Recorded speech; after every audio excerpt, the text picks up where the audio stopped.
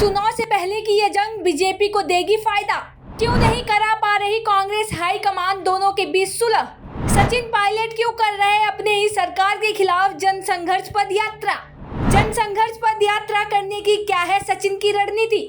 राजस्थान में इस साल के अंत में विधानसभा चुनाव होने हैं, लेकिन उससे पहले ही कांग्रेस में फूट पड़ती दिखाई दे रही है। राहुल गांधी के उदयपुर दौरे के बीच कांग्रेस नेता सचिन पायलट ने प्रेस कॉन्फ्रेंस कर राज्य के सीएम अशोक गहलोत पर एक बड़ा आरोप लगाया। सचिन पायलट ने कहा, सीएम अशोक गहलोत के भाषण को सुनने के बाद यह लगता है कि सोनिया गांधी उनकी नेता नहीं बल्कि उनकी नेता वसुंधरा राजे सिंधिया है। पायलट ने कहा, साल 2020 में जब मैं उप मुख्यमंत्री था उस समय राजद्रोह के आरोप में मुझ पर एक कार्रवाई करने की कोशिश की गई थी, इसलिए दिल्ली गए और एआईसीसी से बात रखी, जिसके बाद एक कमेटी का गठन हुआ। कमेटी ने सबकी बात सुनी और उसके आधार पर एक रोड मैप तैयार किया। इसके बाद से हर छोटे बड़े कार्य में सभी साथियों ने मिलकर काम किया और मेहनत की। अनुशासन तोड़ने का कार्य अभी तक किसी ने नहीं किया। तो वहीं सचिन पायलट ने आगे कहा कि उन्हें पहले भी निकम्मा, नकार और गद्दार कहा गया है।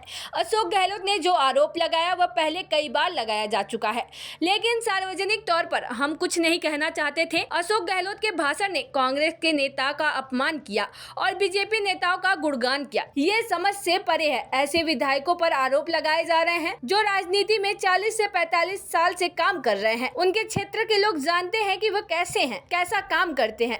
ऐसे विधायकों पर इल्जाम लगाना गलत है। तो वहीं सचिन पायलट ने कहा कि जब वसुंधरा राजे के काल में करप्शन की बात करता हूँ, पेपर लीक आदि की बात करता हूं तो जवाब नहीं मिलता। इसलिए मैंने फैसला लिया है कि 11 तारीख को अजमेर से एक यात्रा निकालूंगा और जनता के बीच जाकर जनता की आवाज सुनूंगा और जनता के मुद्दों को उठाऊंगा। नौजवानों के मुद्दों को उठाकर जनसंघर्ष यात्रा निकालूंगा जो लगभग 125 किलोमीटर लंबी होगी। सचिन पायलट का कहना है कि सही फैसले तब लिए जाएंगे जब जनता का प्रेशर सरकार पर बनेगा। आपको बता दें कि सचिन पायलट ने कहा कि कर्नाटक चुनाव में प्रचार के दौरान बीजेपी द्वारा गलत और खराब शब्दों का प्रयोग किया गया है। मल्लिकार्जुन खड़गे और उनके परिवार को जान से मारने की धमकी दी गई है। ऐसे शब्दों की सचिन पायलट ने निंदा की और बीजेपी पर हमला किया।